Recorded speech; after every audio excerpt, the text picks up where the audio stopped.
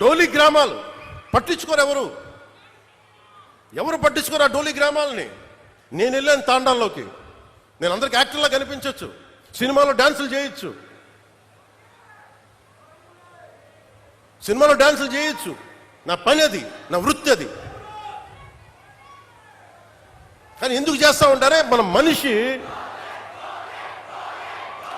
మనిషి కష్టాల్లో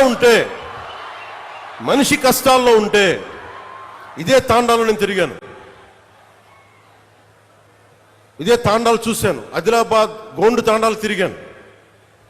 గుక్కెడు నీళ్లు కోసం ఏడుపు, నిద్ర పట్ల నాకు, వస్తామో పెడతామో తెలీదు. ఆవిడ అడిగింది నాకు నీళ్లు కావాలంటే ఆ నీళ్లు కోసం ఎంత నిద్ర పట్ల 3 గంటలకు లేచాను. పక్కనే మినరల్ వాటర్ బాటిల్ ఉంది.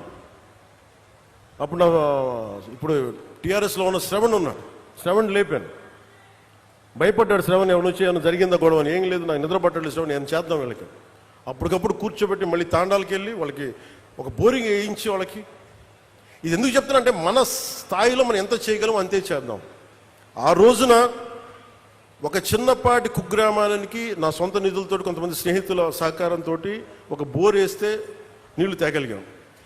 ఈ రోజున అదే మదనపడి ఈ రోజున అమరజీవి జలధార ఒక దాదాపు 1 కోటి మందికి పైగా దాహం తీర్చుంది. ఇంటెన్సిటీ ఒకటే, థాట్ ఒకటే, ఇంటెంట్ ఒకటే.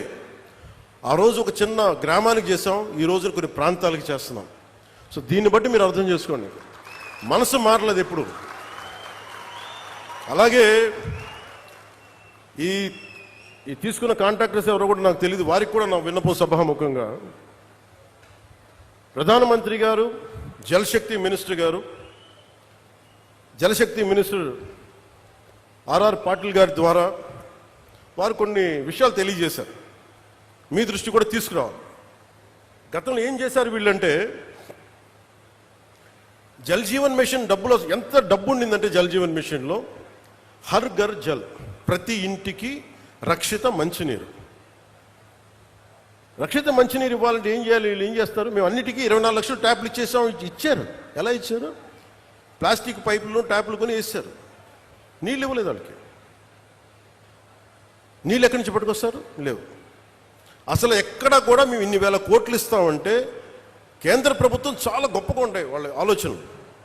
వాళ్ళు ఏం చెప్పారంటే, ఎక్కడైతే రక్షిత మంచి రిజర్వాయర్ వాటర్ ఉందో దాని నుంచి మీరు లైన్లు తీసుకొని మీరు వీటికి డబ్బులు, వీటికి మీరు ఇంటింటికి ఇవ్వండి, కనీసం ఇంటికి 55 లీటర్ల నీళ్ళు ఇవ్వండి, తాగునీరు. ఇది వాళ్ళ ప్రోగ్రాం.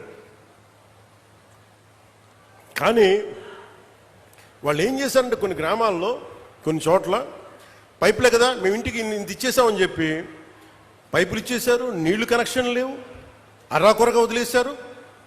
దాదాపు ఎంత శాతం దుర్వినియోగం అయిపోయిందని మీకు చెప్పలేండి, కడుపు మండిపోతుంది.